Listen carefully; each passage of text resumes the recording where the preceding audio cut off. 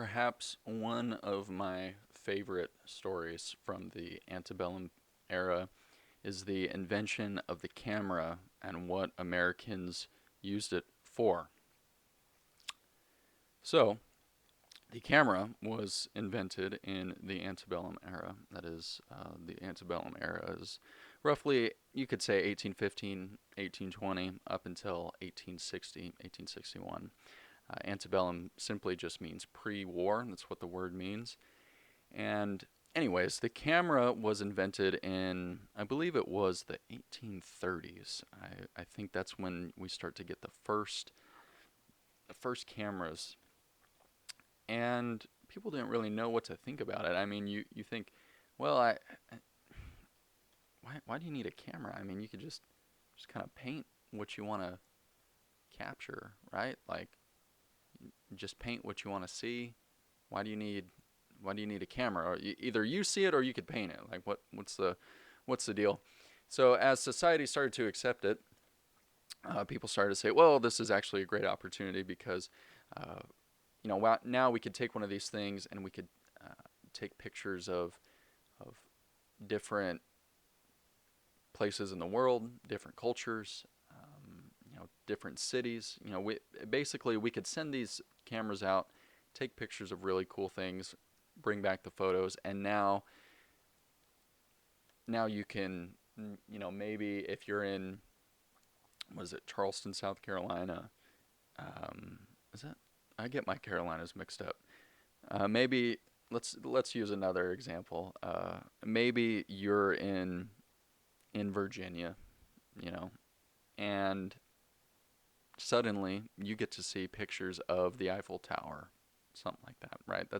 It's this cool idea. That's what people are looking towards it for, and so what ends up happening when the camera first comes out? Well, something kind of interesting. The most popular use for it was, drumroll, selfies. Now, I don't know where you were going with that, but I was going with selfies, and that's exactly what happened. People lined up to take selfies. So these cameras were huge. You couldn't move them around. They were not mobile at all. So they had them in studios. That's how they really first started uh, their popularity. They had them in studios. You walked in the studio, you paid a fee, and you got yourself a selfie, or as they would call it, a portrait. It had a little bit more class and sophistication, obviously, but no, there are depictions, whether it be paintings or pictures themselves, of people lining up outside of a photograph studio to get their picture taken, and selfies were the the thing to do because you got to show off some material possessions, you got to show off the clothes, your fresh threads, and something that it was used quite often for was to mail to friends or family. Kind of interesting because you think about it when one of somebody in your family moves away. Nowadays you could just see what they posted on Instagram or Facebook, and it's like, oh, that's what they look like. Well, back then it was like I have no idea what they look like. It's been 20 years, it was kind of interesting to for them to be able to send their photos off to their families, but selfies.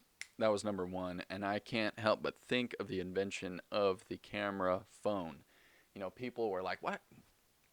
What? Why would you put a camera on a phone? You could just use a camera, right? If you want to take a picture of something, just use a camera. Your phone's a phone. A camera's a camera, right?"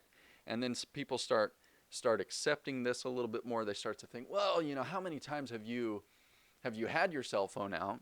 Right? We're looking at the mid 2000s here. How many times have you had your phone and you've just been out and about? You didn't have a camera on you. Who always keeps a camera on you? Uh, and you want to take a picture of something. You're like, oh, this is a really cool cityscape, or this is a really cool scene in nature. This is a really nice sunset. I wish I could take a picture of it. And guess what? You don't have a camera, but you always have your phone on you. And then next thing you know, there's a camera on your phone. Now you can always take pictures of all the cool stuff that you want to take.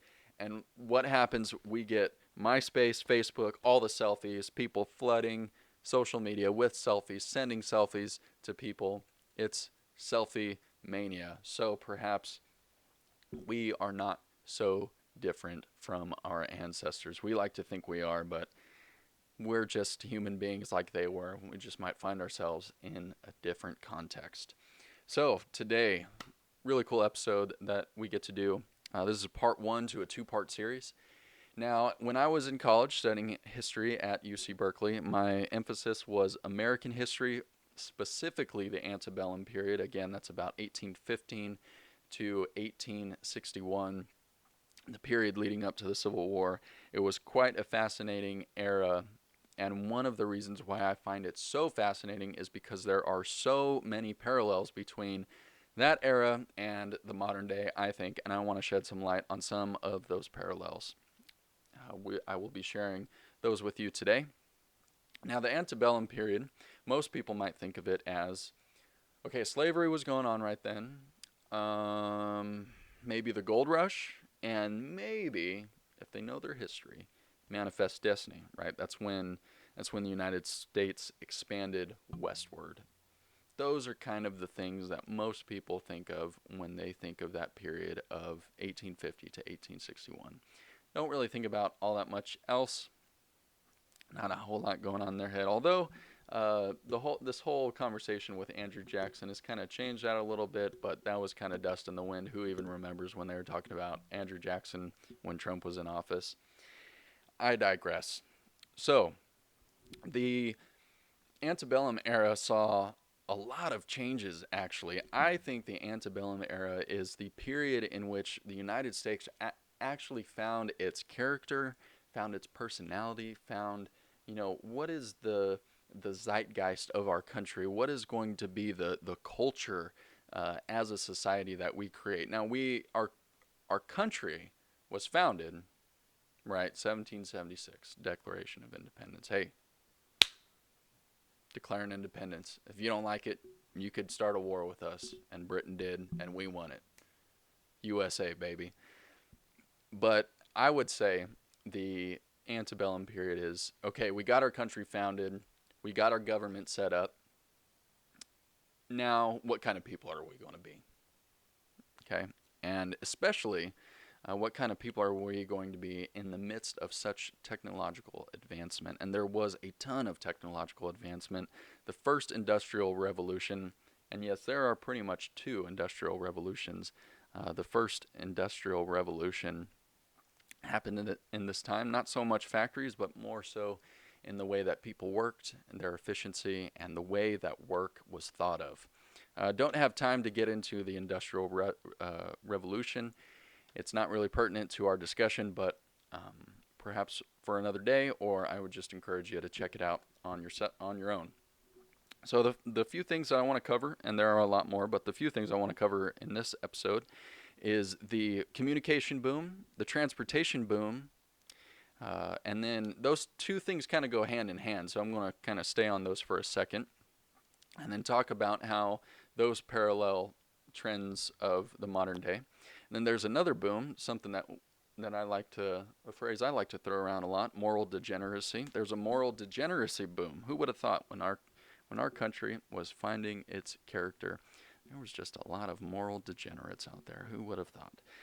But then on the flip side, a lot of revivals. Let's talk about that. I don't know about that trend nowadays, but it makes me hopeful for what's to come. All right. I'm going to talk about that, and then I'm going to devote some time. This is going to be a little bit of a separate segment in the podcast itself, but I'm going to devote a little bit of time to talking about another trend from the antebellum period and the modern day. I think it's a very, very important thing. It might ruffle a few feathers, so you want to stay and listen for that. And then if we have time, we'll see. Going to get to a very interesting news story about the discovery of, or that has to do with the discovery of the Americas, a new story that's uncovering some interesting evidence. What does that say about how we view society, how we view different cultures, and what does that say about how we view history? It's not necessarily related to the rest of the topics, but I think it would be a good way to put a bow on top of the whole conversation of this episode. If we don't get to it, then it's fine, but if we do, then great. So let's get started here. The communication boom. Yeah, a lot of interesting stuff. So, first off, where to even begin? Something that I find fascinating is the invention of the telegraph. And the reason why I find it fascinating is because up until that point, communication really didn't have any innovations. I mean, for the longest time, there was a lot of stagnation as far as how fast you can get information to another part of the country, and then certainly other parts of the world. Maybe there were some innovations in ship making, and in navigating the oceans. There's a word for that that's totally escaping my mind. Maybe there were some innovations there. Maybe you know took a couple months off the entire voyage, but on the whole, really no innovation for a really long time, and I'm talking centuries. But then we get the invention of the telegraph in 1844. And suddenly, you chuck a wire across the land, you chuck a wire across the Atlantic Ocean. That's right, that actually happened. And now you can communicate a message almost instantaneously. Very, very interesting. First message said, "What hath God wrought?" And I think it is a rather prophetic message because, as I will point to later, these communication booms, I think, actually stoked the fire, uh, heat up, heated up the hot water, whichever analogy you prefer, the times, and it started to bring in some conflict. But anyways, let's move on to the next interesting thing: cheap postage. Now, this was really the first time that someone could get letters, any sort of information, traveled across great bits of land for a really cheap price. I mean, now pretty much your average Joe could could afford to send a letter a pretty long way, and this happened through a lot of different strategies and whatnot. But this was actually more popular than the telegraph early on, because the telegraph was pretty expensive when it first started out. So the telegraph was really only being used by uh, I hesitate to use the word big news companies, because I don't want you to get in the mind of the news corporations of today, but um, the really big newspapers, if you will, individual newspapers. They were really only used by that, government officials, or branches of government. Maybe some big businesses have had that. That's really the folks that were using the telegraph, and cheap postage is what everyone else was using, and you could get it in a relatively quick time, and that is because of the transportation boom. So, a few interesting developments. So the first one I find kind of interesting, not really all pertinent to discussion, but I'm a history nerd, so I'm going to go over it, is the transportation boom in cities. So up until that time, if you were in a pretty large city, it was not common for you to travel around the city. You kind of kept to your own corner, and there were still like these pockets of the broader city, small communities within the larger city, and then uh, you know these they kind of got the horse-drawn carriages out of the way, and even those not too many folks were using. And then they brought in these sort of trolley cars, rail cars type things. That was really cheap, and it was really quick to get across the city. And now you're actually starting to, instead of being in a city but you still know everyone, you're you're really in the city, and now everyone's a stranger. You're on your way to work, you're on your way to whatever form of entertainment, whatever store. It's very likely that you're going to see folks that you don't even know, and you may not ever see again. And I think that's very similar to the present day, right? With our cars, um, metros, and things like that. People live in cities. You'll when you see any given person in a city, any given stranger, and 10 times out of 10, you're never going to see them again. But anyways, Something else that helped with to speed up the transportation for the country. This really helped the economy, especially the Midwest. Was the canal system, especially the Erie Canal, put in the state of New York in 1825. For the first time, people could get things from Ohio, right, Michigan, Illinois, all the way out to the Atlantic Ocean in a at a rate that was just never seen before. I mean, to get from Chicago to New York took forever. Put that put that payload on a barge, and it's in New York City. Way exponentially quicker. So it brought the price of transporting goods down, and with it the price of transporting information, right? Whether it be letters, whether it be news. And then another thing that really, I mean, this was really bringing the price down of goods of information was the railroad.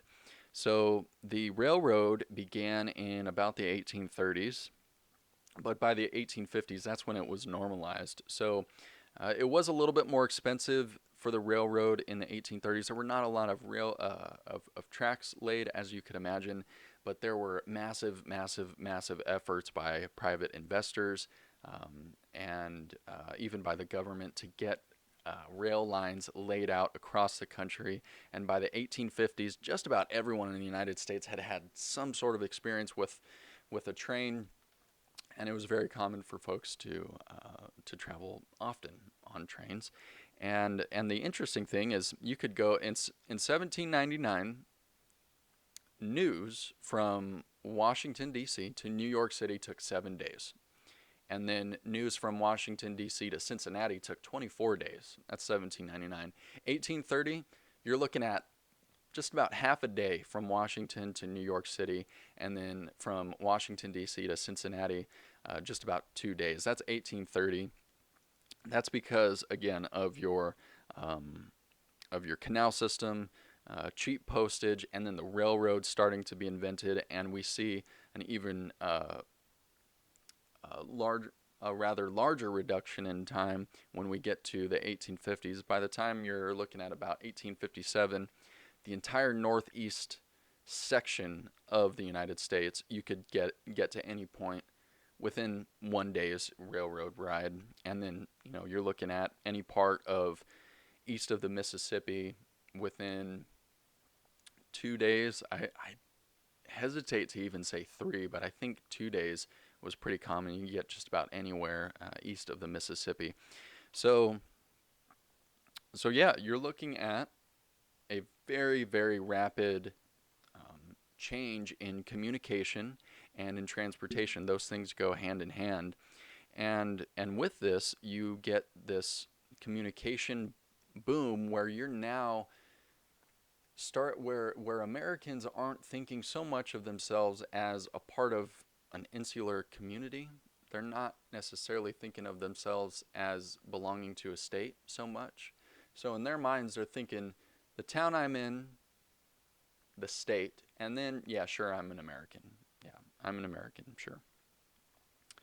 Now, because communication is so fast, you're seeing news spreading so quickly. And because it's cheap to spread this news, you're seeing news that you never would have seen, right? So in 1799, you were only seeing big legislation coming out of Washington, right? But by the time you're getting to the 1840s, 1850s, you're hearing about, some story out from the South, and then maybe you're living in Delaware. That's that's kind of the change that we're seeing. And this is all in the span of a few decades. So people are starting to think of themselves more united, not so much a part of one state, though they still are, but more united, for better and for worse. And this actually, I think, add fuel to the fire for conflict. There's a reason why historians call it the Antebellum Era, because it's a pre-war era, and you got to ask yourself, the Civil War didn't just drop out of nowhere. How did it get caused? And so you put yourself in the perspective of these folks who are reading news coming from places in the country that they had never heard from before. And they're now, say you're in the North and you find yourself to be very anti-slavery, and then you're hearing stories of something going on in a plantation, or maybe Southern politicians making moves in national politics to advance slavery. You're hearing about that and you're going, what are these people doing? They're threatening what I believe in, what I think is important. Or let's reverse it. You're in the South, and you are now hearing about news of these talks that these anti-slavery advocates are going around. They're going around the country and they're just talking about the evils of slavery, and they're getting people all riled up. And you're thinking to yourself, man, my livelihood is dependent on this institution, and these people are just running their mouths, threatening my livelihood. So now you start to see it, right? The conflict starts to arise. The water starts to boil. And is it a good thing that people are starting to feel a lot closer to one another throughout the country? Maybe, maybe not. Some of the founding fathers were a little bit fearful of that. That's another discussion, a fascinating discussion. But ultimately, I do think that it it certainly added fuel to the flame. And another interesting phenomenon that we see in the antebellum era is the advent of cheap newsprint. So newspapers had been a thing prior to the antebellum era, right? We have newspapers dating back very very long time before that, but cheap newsprint, where newspapers were being published every day and anyone could afford them. They're really cheap. It's not like, do I get a newspaper? I don't know. It was like, it's like real cheap. I'm going to read the paper for today, right? That's when we start to see this. And this guy who started the movement, apologies, I should have been a better teacher of history and wrote his name in the notes. But the guy who started it, he came up with this crazy idea. Let me print newspapers on really cheap paper, and let me sell it for really, really, really cheap. And the way that I'm going to pay for this, so I don't lose money, is I'm going to sell advertisement space. And then you have all these advertisers who go, man, not just a certain class of people are reading my newspapers, but everybody's reading my newspapers.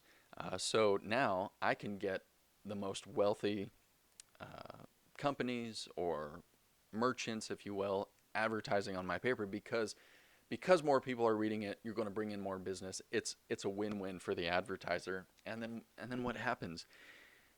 You want to raise the prices of those ads. So what do? You get more sensationalism. More, is it a word to say sensationalistic in your printing?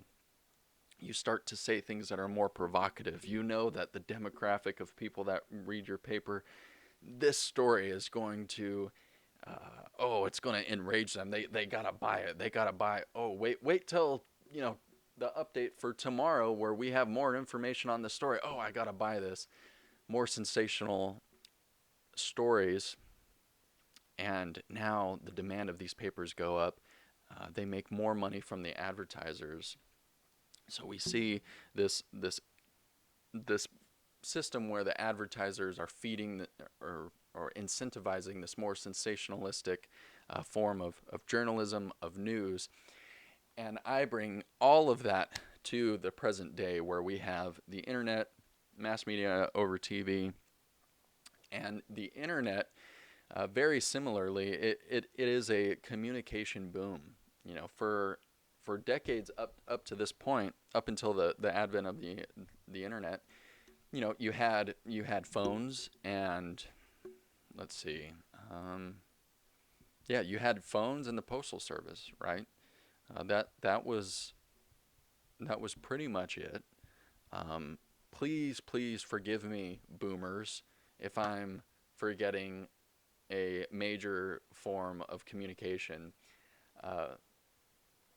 But nonetheless, information was still flowing very quickly, but it was a little bit more obscured, and perhaps it costs a little bit more to share those stories. So because the cost is a little bit higher, you kind of, it's like, it's not worth kind of sharing that story or something like that.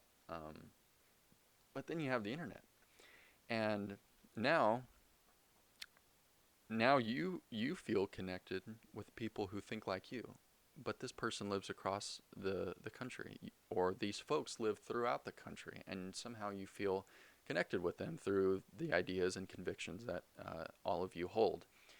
Conversely, you now encounter people who think very, very, very differently than you, and you're seeing their ideas up close and personal in the form of a tweet, in the form of someone sharing an article, and this is something that, how could these people think so much more backwards than me? These people are wrong, and I totally get that. But we're seeing that happen. I think the scale that this has happened is never before seen, and it's ushered in because of the medium of the internet. And also, you're seeing news stories, right? News that you may not have typically heard of.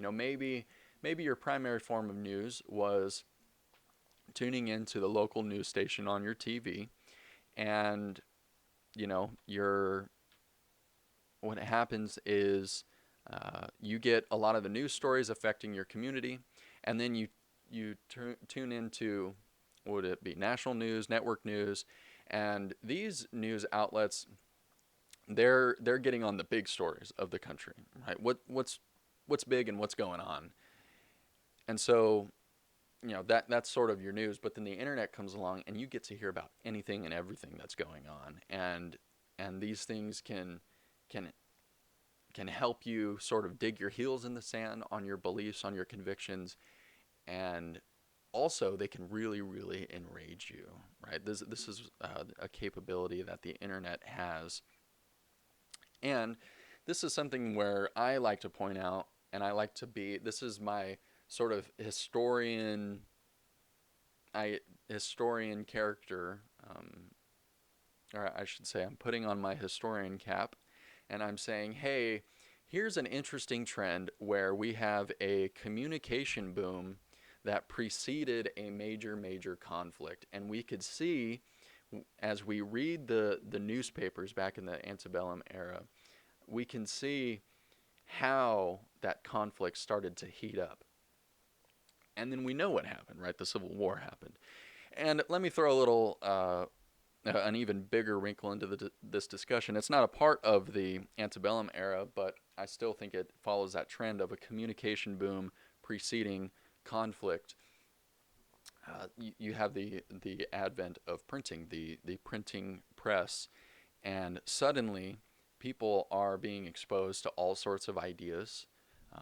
They're getting exposed to different theological ideas in the form of Protestantism, different philosophical views, right? We have the Enlightenment era. What was that, the Enlightenment? Yeah, I guess you have Enlightenment thinkers, but that's not, sorry, me being a nerd, that's not really for another century later, but there's a lot of bleed. But nonetheless, people are being exposed to a lot of new theological ideas. Everyone accepted the Catholic Church as dogma. That's the lay of the land. And then along comes these thinkers who really throw a wrench in the whole thing and turn the system upside down. And the scale of people who were exposed to this information had never been seen before. So these ideas spread on a scale that had never been seen before. And that's when it eventually works out into the 30 Years' War. Massive, massive, massive conflict. Religious conflict. It is political. There is absolutely a political strain in there. The political and the religious are very much interconnected at this time, but still the two are very very strong in that.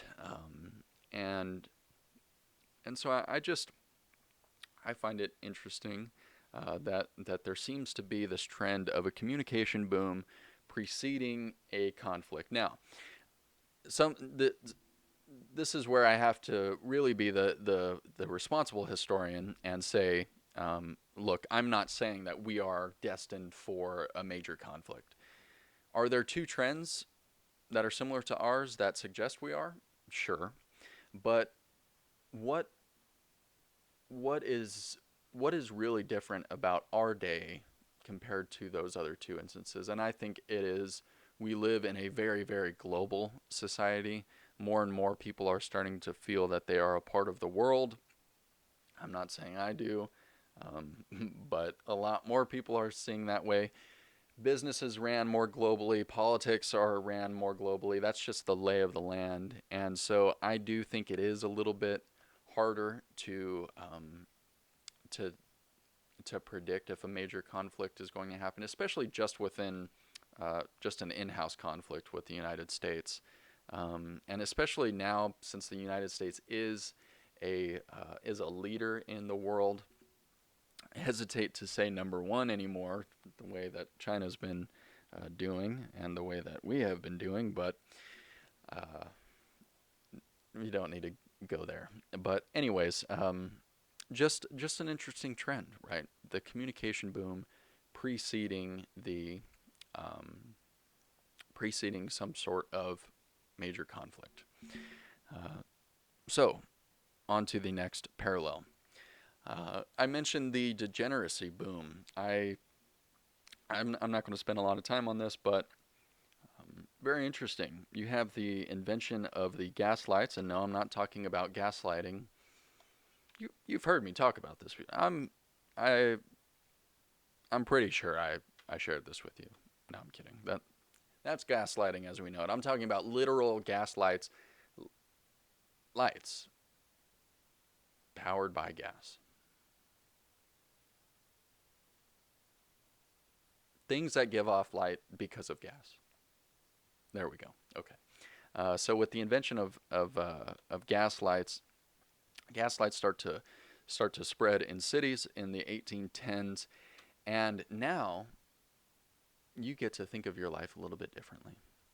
You say the daytime, that's when I'm productive. That's when I do the things I want to do. That's when I see the people I want to see. Nighttime, that's when I'm with my family. I'm ready to zonk out, get ready for the next day, for the most part. Gaslight comes along, lights up the night. You get to walk around. You get to be in, in buildings that are lit up, and now your thoughts of your day to day are different, right? You're thinking, oh well, I could do a lot more things. I can get things done at night. I can go places at night. I can see people at night. Um, maybe I don't want to work at night, maybe, um, but I could do a lot more fun things. Maybe I had a hard day at work. Maybe I want to cut loose, right? The nighttime provides this anonymity. It provides a little bit of cover, a sort of a fog over the a fog that hides the clarity, if you will. And we see a, a massive uptick in drinking, gambling, um, sex work, violence. These things are going on and on and on, and it is exploding in these cities. What is that great movie? I should have put it in my notes, but it just popped in my head right now. It's that movie with Leonardo DiCaprio, Daniel Day-Lewis, some Irish folk. Oh my goodness, what is that movie? I am so angry that I forgot that movie's name. But yeah, that is a great example, right? New York City, a lot of violence going on there in the movie. Good depiction of what we see, and that was that was the Antebellum era. So right there. But yeah, we see the sort of the night, right? It offers this sort of anonymity. Okay, and then you have the city transportation with your trolley cars. You're around a bunch of strangers. You are a little bit more hidden. People don't know your identity. They don't need to know your identity. They're just there to be a part of an experience of gambling, of drinking. Uh, People are there to use other people for their means, to to get money from gambling, to use you for sexual pleasure, right? To use you to create this big euphoric experience ushered in by alcohol. Maybe they want to use you to get their violent aggression out.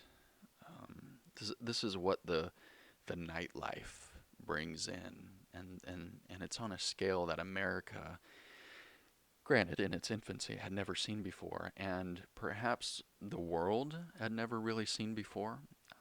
I wouldn't stake my reputation on that statement, but I think it's a perspective worthy of sharing. But um, yeah, rampant nightlife. Um, Parallels of today.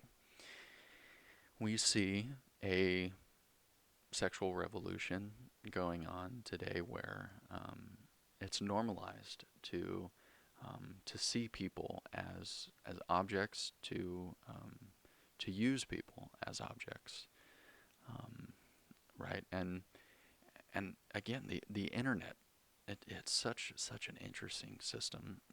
Quick tangent. Got to give a shout out to the legend David Bowie. I love that man's art.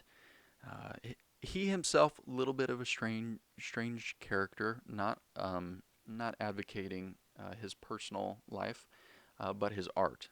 I'm a big fan of his art, and artists of that magnitude are geniuses. I will go ahead and stake my reputation on that. And in a moment revealing his genius, back in the 90s, he had an interview right when the internet was coming out, and he was sitting there, and the interviewer was asking him all these silly questions about, like, oh, do you think people are going to have fun emailing themselves, or do you think people are going to have fun looking up information on, what was it, Alta Vista or something? And this man, David Bowie, the great insight he had, he was he said, we have no idea the effects of the internet. It has the capability of doing tremendously good things, and it has the capability of doing harmful things. We have no idea what we have on our hands, right? People were thinking small about the internet, and then it boomed. Sorry, that's a tangent, not really related, but I bring the internet into this discussion because what does the internet do? It brings in an anonymity, right? It's that darkness in the city, and there's just enough light in that city by the gas lights to where you can walk around and find your way, and you can see people, not too well, but enough to see them, to use them for what you want.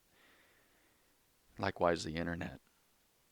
You go around, and should you want to, you interact with the people you want to interact with, lash out with them verbally, typically verbally on the internet, um, exchange uh, goods, some good, some bad, um, sex work, expanding, the expanse of pornography, the expanse of OnlyFans, the anonymity of the internet, the darkness that it brings, the cover that it can bring over people. We see a boom in degeneracy, moral degeneracy, moral corruption. And it's because, right, in the antebellum era, obviously the night, the night has always been there since the dawn of the earth.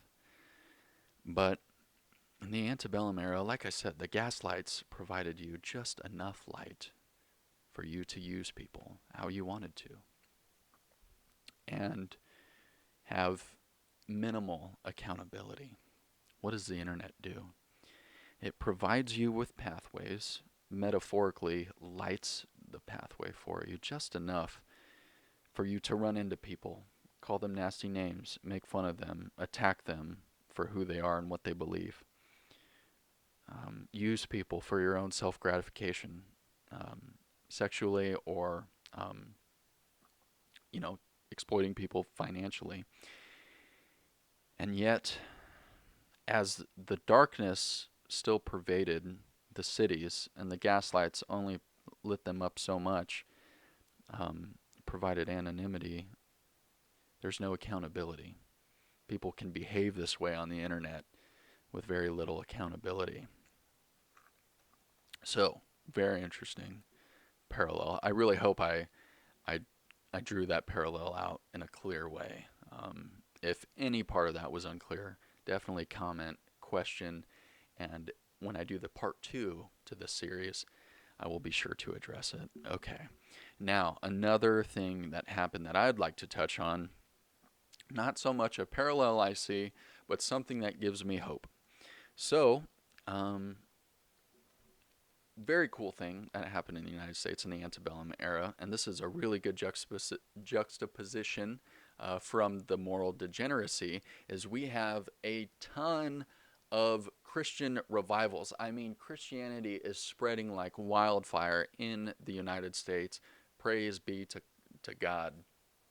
Um, Now, what's interesting is the professor that I took a couple classes under for Antebellum America, he made this very interesting observation.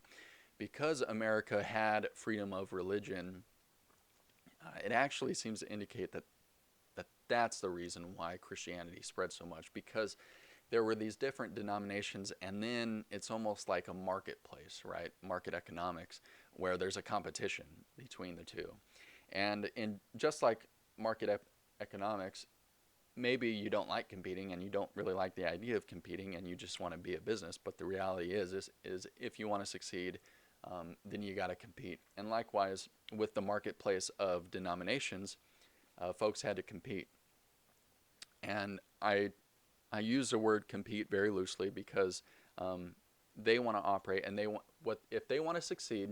That means bringing people to Jesus, right? That is a successful mission. And then these folks, because they had denominational differences, they believed that they wanted to spread their denomination of Christianity, their denomination of Protestantism, all the more incentivize competition. But all the while, it works out for everyone because folks are coming to Jesus at the end of the day, right? Um, I mean, hundreds of thousands of people becoming Christian within the span of a few decades, hundreds of thousands. And that may not seem like a lot to the modern American, but you got to understand the population of the United States at that time.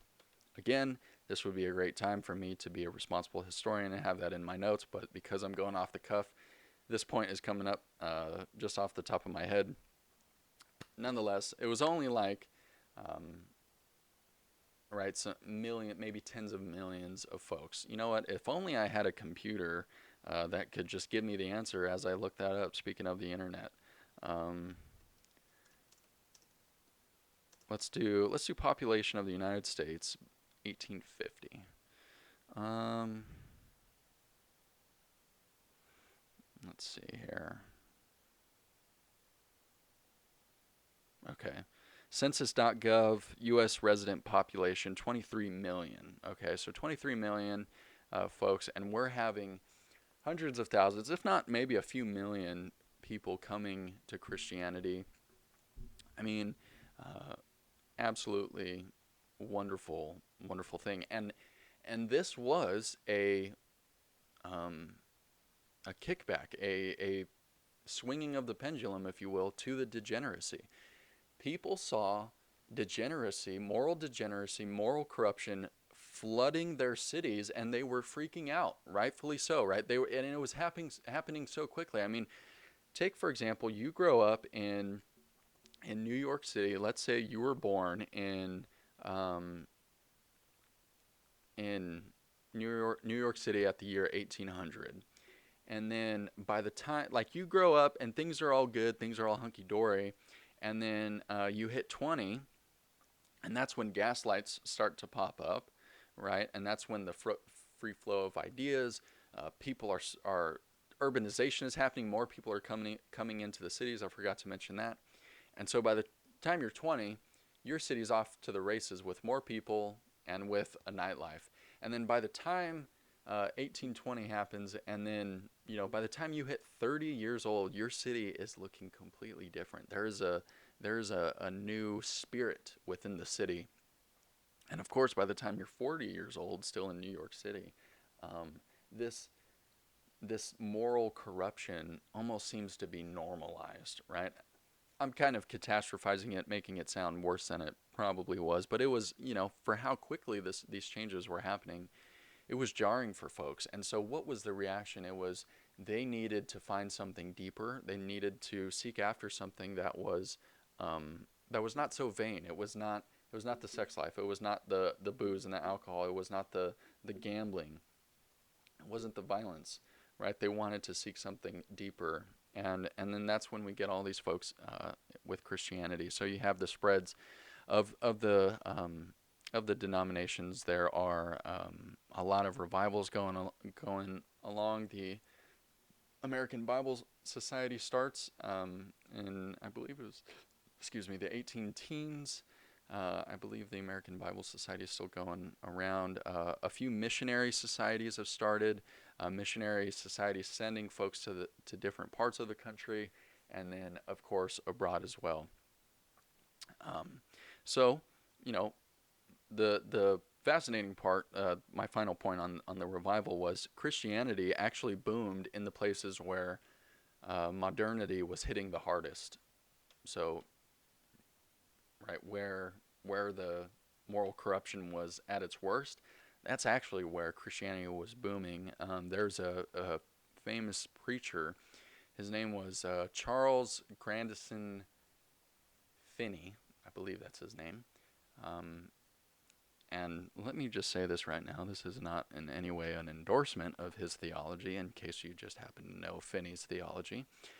But still preach the gospel nonetheless. I still believe that folks who listened to him were saved and came to Christ, and we will see them in heaven someday. But he was from New York, and he saw the New York State, sorry, and he saw just the boom that was happening in his society. And he started preaching. He changed his career, and he started preaching. And one of the biggest and most successful sermons he ever gave was in this huge hall in New York City. I hesitate to give it a name because I'm probably going to mess it up, but I don't know. Maybe was it again, this is something that's just coming off the top of my head that I think is relevant to this discussion, but um, it wasn't Madison Square Garden, or was it? I don't know, some iconic place, iconic venue, and he gave a huge, like, packed house, gave a fiery sermon, folks coming to Jesus, and it was, on the same block that you had, bars, brothels, gambling halls, all that stuff, and so there is true light in the darkness, if you will. So that's why I have hope. You look at the culture and the normalization and the celebration of um, openly homosexual lifestyles, transgenderism, uh, different forms of just weird, degenerate sexual relationships, different ways to scam, to make money, and all of these fake causes and whatnot that do promote violence. Um, it's easy to say, like, where the heck is our society going? And it's easy to be scared, and it's easy to be really cynical and to be hopeless. But sometimes, not sometimes, actually, you look throughout history, and when you see these moments where it just seems like just moral corruption is rife, that's when actually we see some true miracles going on. So I actually think that there's light coming ahead. Now, something that I do think is a little bit of a poison drop in the water is I do actually fear the rise of cults in the revival that I hope and that I think America is on track to experience within the coming decades. I think something that might taint the water is the rise of cults. And the reason I bring this up is because cults were a huge thing during the antebellum period. Let me walk you through it. Most of these cults actually came out of the state of New York. They called it the burnt over district. because so many of these cults came out of it, it just like this hyper religious, hyper cult mentality was so pervasive in the state of New York that it just burned out the state, right? You have the LDS Church come out of the state of New York. That's where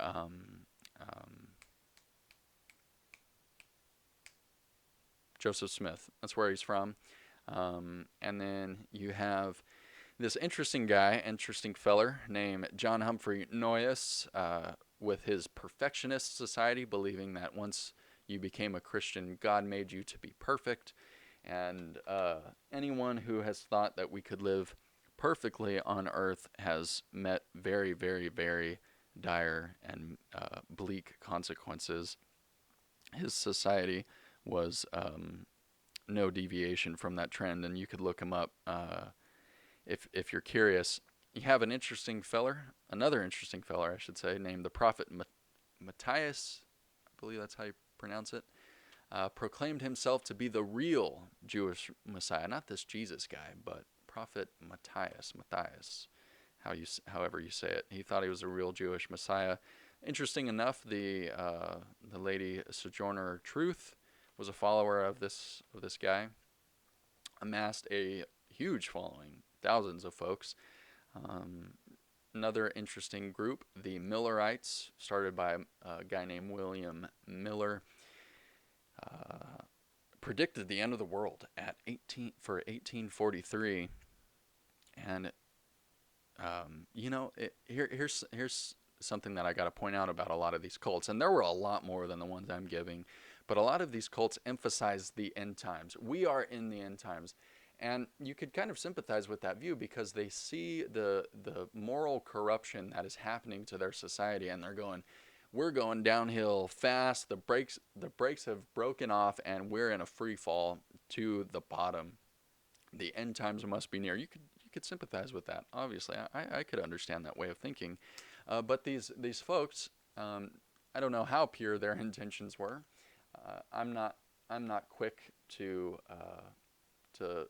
let them off the hook, but these folks, they capitalized on that, and they started groups that emphasized the end times, and they emphasized that their way was the right way, and that the end times are coming. If you're not a part of our group, then sucks to suck, as the Zoomers would say.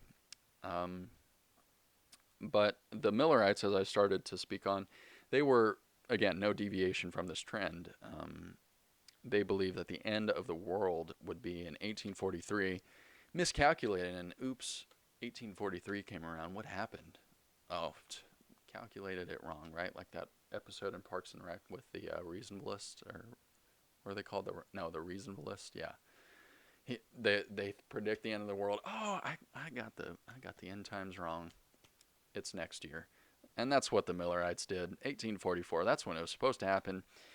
And it didn't. But as the end times just were predicted to happen, but just never came, the group kind of dissipated, but there was a core group that remained committed, and that was the seed for the group that we now know as the Seventh-day Adventist. So, a lot of cult groups, a lot of offshoots of Christianity coming out of this time period, and I think there is an interesting trend with a revival where you get these heresies, you get these cults that pop up, and if I had to predict anything, I wouldn't place any bets on this, but if I had to predict, my prediction would be, if by the grace of God we receive massive revival in the United States, which we all pray for in the coming decades, I do think that there's going to be a lot of cults popping up, especially when you think about the fact that, it's not, if you go 2,000 years ago to the day, Jesus is a young man walking around in Israel, right? 2,000 years ago to the day. And so when we start approaching 2030, 2033, I think we're going to get a lot of these end times folks. It's been 2,000 years. God is on his way back. It's been 2,000 years since Christ resurrected. God is on his way back. Probably a lot of fake Jesuses, if I had to predict. So we need to be vigilant about that. We need to be quick to call them out where we see them, because ultimately these people lead folks astray, right? And then I also think that there are going to be these. I don't necessarily think it's going to be cults like how we saw in the Antebellum era. I do think we're going to, like I said, I think we'll see some end time cults that try to claim true Christianity but aren't. But I also think there are going to be like these pagan cults, witchcraft cults, satanic cults. We're already seeing Satanism, um, paganism, uh, sort of witchcraft. We're seeing all those things actually start to rise up. Occult practices, they're starting to be more popular in entertainment, starting to be more normalized there. And especially if you look on places like TikTok, where um, if you really get into the underground of TikTok, you start to see all these really interesting cult practices starting to get popular. And if you want to hear and learn more about the rise of paganism over recent years, I do have a podcast on that. So scroll through the podcast playlist. It's called, I believe it's called Return of the Pagans. You could check that out. Um, so yeah, very interesting trends there with the revivals, and like I said, we do pray for revival. Now, I did not anticipate. We'll shift gears here. Now, I did not anticipate it to go this long, so hope you're taking this in bite sizes. But there is something that I do want to touch on. It is a parallel between uh, something that was going on in Antebellum era and the modern day. And that if you think I haven't ruffled feathers yet, I'm sure I will now. I'm very confident that I will. And I don't mean to, but this is just observations I've made and questions that I'm putting out there, and the thoughts that I've been thinking. Okay, so as we know, the antebellum era is famous for slavery, right? Most of us understand that. And it is during the antebellum era that we see the rise of blackface minstrelsy shows, right? Where we get we get white Americans who dress up as these, caricatures. They're not characters, caricatures of black people, and really accented and grotesque versions of black features, exceptionally dark black faces with grease, and um, accented lips. And I mean, it's the modern person, the modern American person. You look at pictures of blackface shows, and blackface shows. I mean, they they were happening in the mid 1900s, right? I mean, it's not that long ago that they were still going on, but they really started and picked up momentum in the antebellum era. But you look at pictures of these characters, and it's hard to look at, right? It is. You see clearly this is a mockery of black people, and it's upsetting to see. The modern American, rightfully so, looks at that and says this is wrong, and it's a shameful little feature of the cultural history of the United States.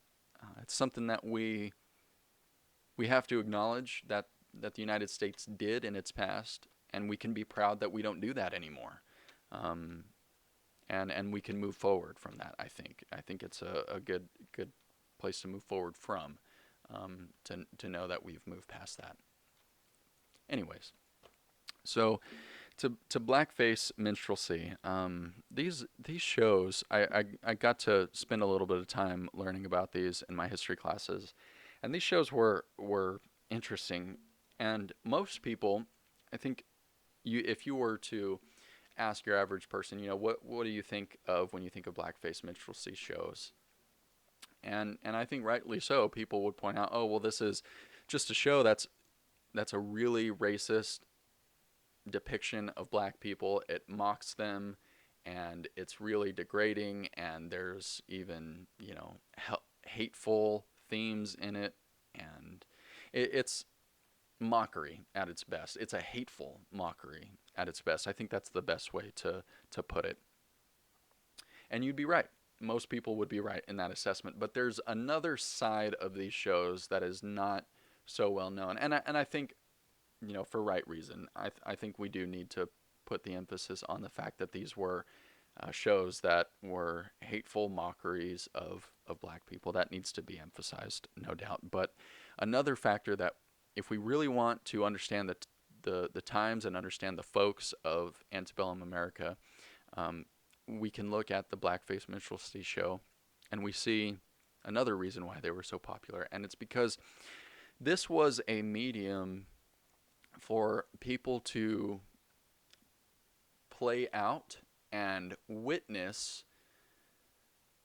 morally degenerate, morally corrupt behavior. Now, primarily, the morally degenerate and morally corrupt behavior was mocking black people. Okay, we understand that. Now let's look at the subsequent traits. It was very common in these shows to depict the characters being right, like very like there was an aspect of them that was like very dumb and stupid, but um, it was a way for people to play out like sexual perversion, grotesque sexuality, homoeroticism, really crass humor, really bad jokes. I mean, you might think of these people as you put on your suit and you go out and you're very proper, but when you go to a blackface minstrelsy show, you're hearing these jokes that you're not going to hear anywhere else. And so what blackface did is it provided this cover for people to live out this more base aspect of their being. They're more morally corrupt, morally degenerate. I feel like I've said that phrase a lot. Morally corrupt, morally degenerate sides, and that is a very serious issue that we have to come to understand about blackface minstrelsy. Not only did they use it to mock and degrade black people, but they felt that it gave them license to live out and to experience corrupt behavior. Um, why do I bring this up? And this is a part that I'm understand I'll probably ruffle some feathers on.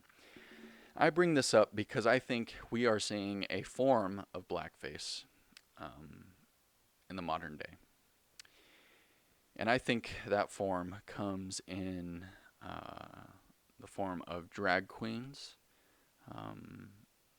and drag queen shows. And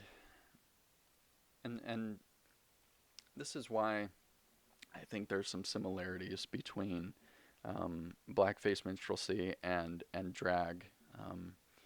It's this parallel that I bring up is primarily drawn upon the license that blackface gave folks to live out their degenerate desires, and then the license that drag gives people to live out their degenerate desires. That's where I'm drawing the parallel.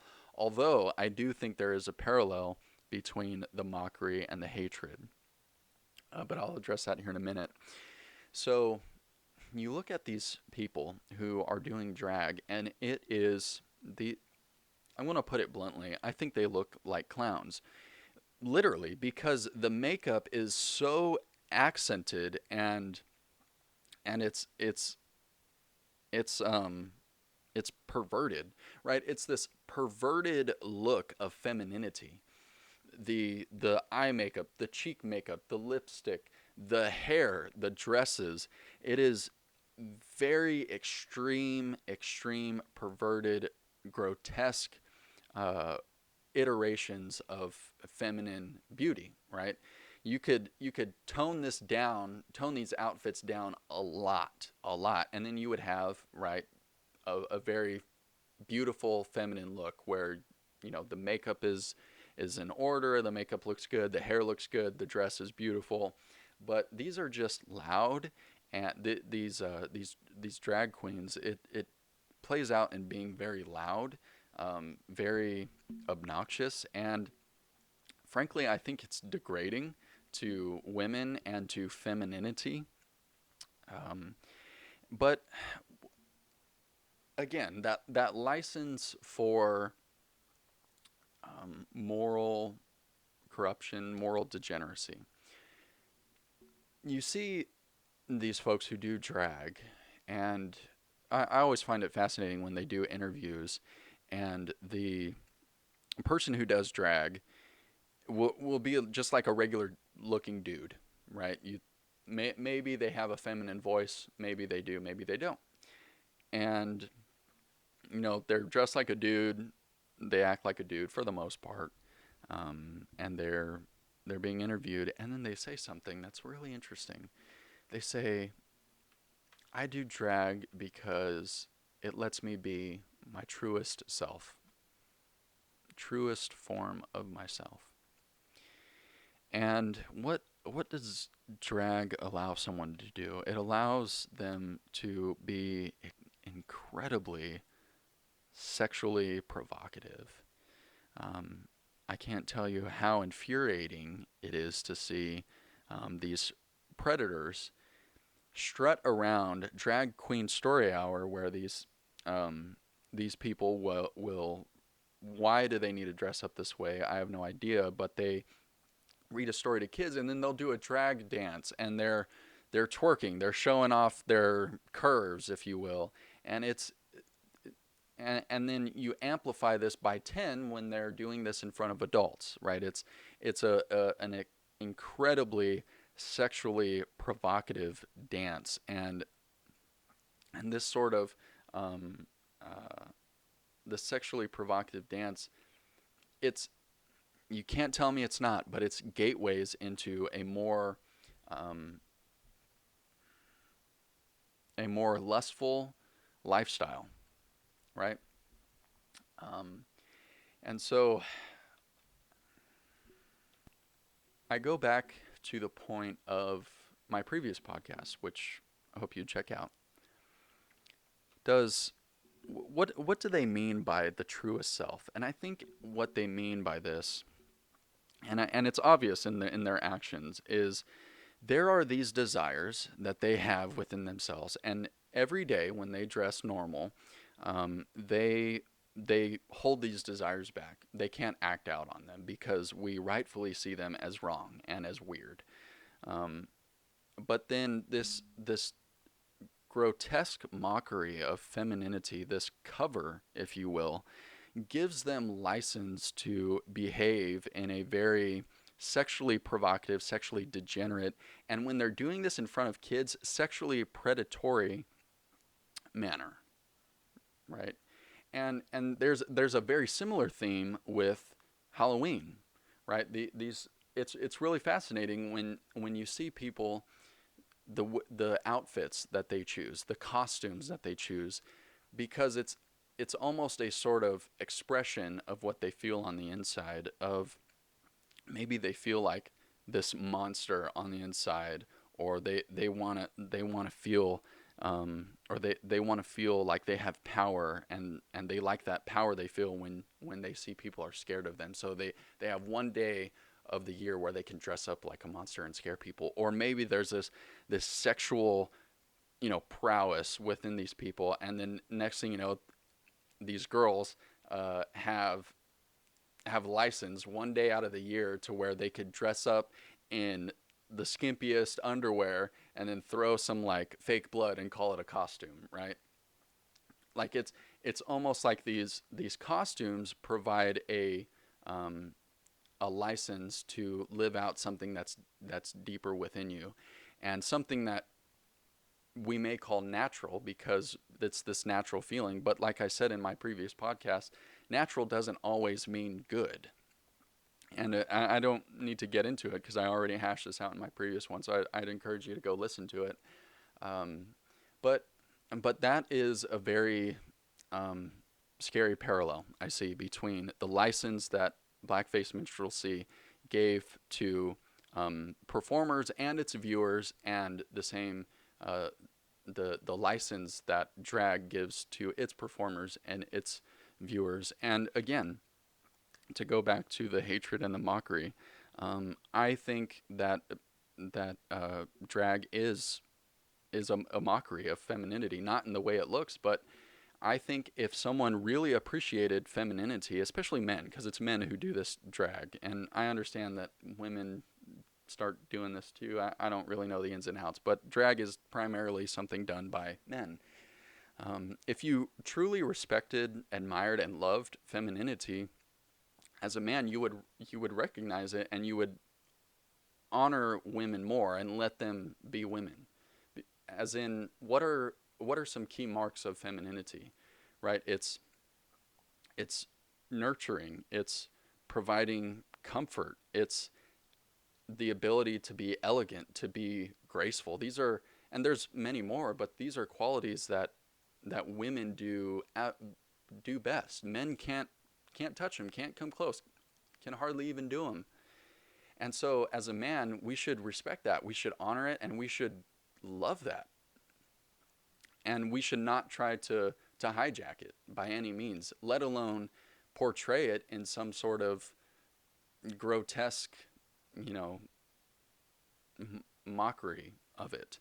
Um, and so, um, it's like these men who look at femininity, and for some reason they wish they had it, and then so they hijack it, and they make a mockery out of it, and that comes from a hatred of perhaps themselves, a degradation, a lack of respect for femininity. Because if you really respected it, you'd understand that only women can do it, and then perhaps that would urge you to lean in and embrace things that are more masculine, right? Like the desire to provide, to be more, to provide structure and stability, not just financial, but also emotional stability, to be a source of strength in the family, right? These are things that men do really, really, really well. These are the strengths that men bring in a family, in society, right? And of course, yeah, absolutely. Men do these things well, and the traits that I listed off earlier, women do those things really well. And as we see the other sex and we see those traits being displayed beautifully, we can respect them, and then we could appreciate our own, the things that actually do make us different, and the ways that we can complement each other. So, with that being said,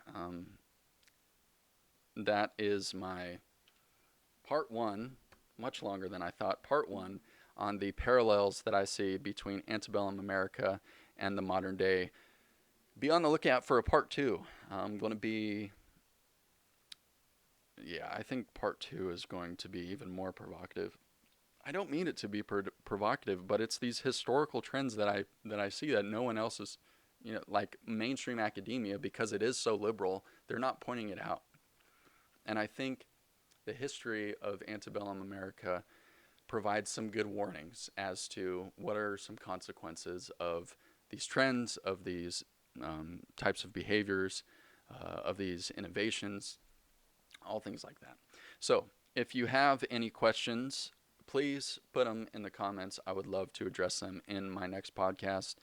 Perhaps you have comments. Perhaps you really hate what I just had to say. I'd be really interested in hearing what you have to say. Maybe I'll address it in the next podcast. That could be fun. But all right, I really appreciate it if you've listened this far. Definitely went a lot longer than I thought, so thank you so much for being a trooper. And I guess I'll catch you in the next one. All right, take care.